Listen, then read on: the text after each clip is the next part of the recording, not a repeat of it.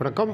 Adani enterprises NSC cash செக்மெண்ட்டில் இந்த பங்கு பற்றி பார்க்க போகிறோம். இந்த வீடியோ எடுக்கப்பட்ட நேரம் காலை 10:19 ஜனவரி 27, 2026. என்னென்னா ஸ்டாக்கு ரெக்கவர் ஆகிட்டுருக்கு. டெக்னிக்கலாக பார்த்திங்கன்னா இன்ட்ராடே ட்ரேடர்ஸ் எதிர்பார்த்தது என்னென்னா இதையெல்லாம் உடைக்கும் என்று எதிர்பார்த்தார்கள். ஆனால் இது என்னென்னா இது ஏற ஆரம்பிச்சிருக்கு.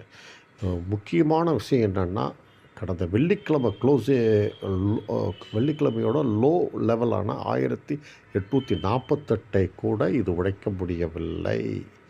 இது ஒரு பாசிட்டிவ் ஃபேக்டர். ஆனால் அதே சமயம் ஏற்றம் இருந்தால் 2099 வரையும் போக வாய்ப்புண்டு என்று இன்ட்ராடே ட்ரேடர்ஸ் கருதுகிறார்கள். ஆனால் அந்த அளவுக்கு ரேலி இருக்குமா அப்படிங்கிறது தான் கேள்வி.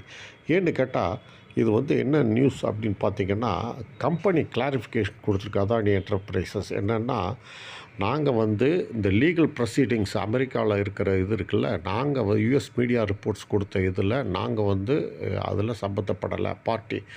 It is not party to the legal proceedings mentioned in the recent US media ரிப்போர்ட்ஸ்னு சொல்கிறாங்க.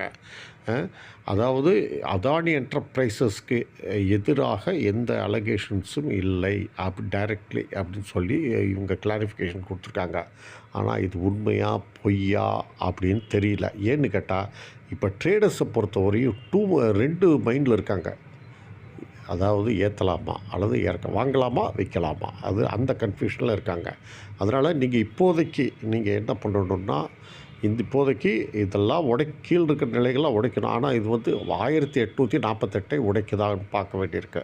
மேலே ஏறுச்சுன்னா 2099 வரை போய் இது ரிலீஃப் ரேலி தான், அப்படி தான் நீங்கள் நினச்சிக்கணும். ஏன்னா 2-வே ட்ரெண்டு தான் இருக்குன்னு எதிர்பார்க்கப்படுகிறது. அதனால் இது ரிலீஃப் ரேலி இருந்தால் 2099 கடக்க வாய்ப்பில்லை என்று இன்ட்ராடேஸ் கருதுகிறார்கள். இது தொட்டால் இறங்க வாய்ப்பு என்று கருதுகிறார்கள். இது கடந்தால் மட்டுமே அன்எக்ஸ்பெக்டட் பையிங் இருக்கும். 2333 வரை போக வாய்ப்பு இருக்குது. அதனால் இப்போ இது வெள்ளிக்கிழமை லோவான 1848 உடைத்தால் இந்த நிலைகள் உடைபட வாய்ப்புண்டு. பார்ப்போம் என்ன நடக்கிறது பார்ப்போம்.